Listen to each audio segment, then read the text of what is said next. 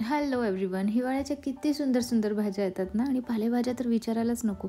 मी इथे पालक, मेथी, रायका साग आणि मुळा म्हणजे फ्रेश फ्रेश भाज्या मी तोडून घेऊन आले होते एकाच्या गार्डनमधून. अर्थात विकत देतात ते, पण खूप स्वस्त आणि मस्त ऑर्गॅनिक भाजी आपल्याला इथे मिळते. म्हणजे तुम्ही विचार नाही करू शकत, एवढी मोठी पालकाची जुडी, मेथीची जुडी जस्ट 10 रुपीजला त्यांनी मला इथे दिलेली, आणि एकदम फ्रेश आणि ऑर्गॅनिक ती होती. सो सगळ्यात आधी आम्ही इथे पालक करायचं ठरवलं. पालक आणि लाईका पत्ता मी दीदींकडनं पटकन निवडून घेतलं होतं, बारीक चिरून पण घेतलं होतं, आणि त्याला एका पातेल्यात टाकून पाणी टाकून मी उकळायला ठेवते आहे. अर्थातच मी इथे बनवते पालक पनीर. सो सगळ्यात आधी मी पालक आणि लाईका पत्ता मिक्स केलेला आहे, तो उकळायला इथे गॅसवर ठेवलेला आहे. त्याच्यामध्ये 2 छोट्या छोट्या हिरव्या मिरच्या टाकल्यात. तुम्हाला हवं तर तुम्ही अजून जास्त मिरच्या ॲड करू शकता, पण आत्रेयाला जास्त तिखट लागलं तर मग तो खात नाही, म्हणून मग मी 2च छोट्या छोट्या मिरच्या टाकल्यात. छान पालक उकळून झाल्यानंतर त्याला थंडगार पाण्यामध्ये इथे ॲड करायचं, म्हणजे शिफ्ट करायचं आहे. कारण असं केल्याने काय होतं, पालकाचा जो हिरवा रंग आहे ना, तो व्यवस्थित मेंटेन राहतो आणि हिरवी दिसते आपली भाजी छान.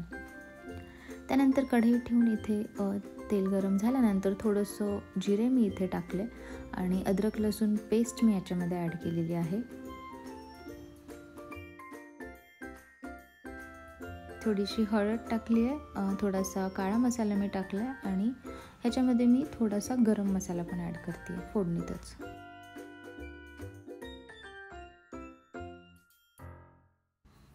याला व्यवस्थित हलवून घेतल्यानंतर छान थोडा वेळ उकळी आली मसाल्याला, की मग मी त्याच्यामध्ये 3 छोटे छोटे टोमॅटो घेतले होते, त्याची प्युरी करून मी ॲड केली आहे फोडणीमध्ये, आणि छान टोमॅटोला थोडा वेळ परतू दिले, 2 ते 3 मिनिट. आणि मग जे पालक आपण उकडला होता त्याची प्युरी करून मी टोमॅटोमध्ये ॲड केली, आणि तुम्ही बघू शकता किती सुंदर हिरवा रंग या भाजीला आला आहे. कारण पालक पनीर हे असंच हिरवागार दिसायला हवा, म्हणजे तो छान वाटतो. वरून चवीपुरतं मीठ मी ॲड केलेलं आहे, आणि छान बबल्स येत आहेत, छानपैकी त्याला उकळू द्यायचं आहे व्यवस्थित. असा थिकनेस त्याचा असायला हवा असं मला वाटतं, जास्त पातळ किंवा जास्त घट्ट पालक पनीर नसावा.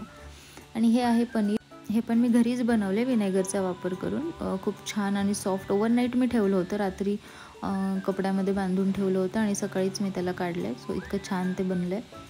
सो पनीरचे बारीक बारीक क्यूब करून घेतलेत, आणि इतकी छान उकळी आल्यानंतर पालकाच्या प्युरीला त्याच्यामध्ये मी आता ॲड करणार आहे पनीरचे क्यूब्स. थिकनेस पण एकदम बरोबर झालेला आहे. पनीर ॲड करायचं, आणि जास्त वेळ शिजवायचं नाही, कारण आपण पनीर फ्राय पण नाही करून घेतले, तसेच पनीर टाकतो, सो ते लगेच खूप मऊ पडतात. त्यामुळे पनीर टाकल्यानंतर 3 ते 4 मिनटं फ्राय करा, आणि ही आहे पालक पनीरची भाजी रेडी. पुन्हा भेटूया नेक्स्ट व्हिडिओत. बाय.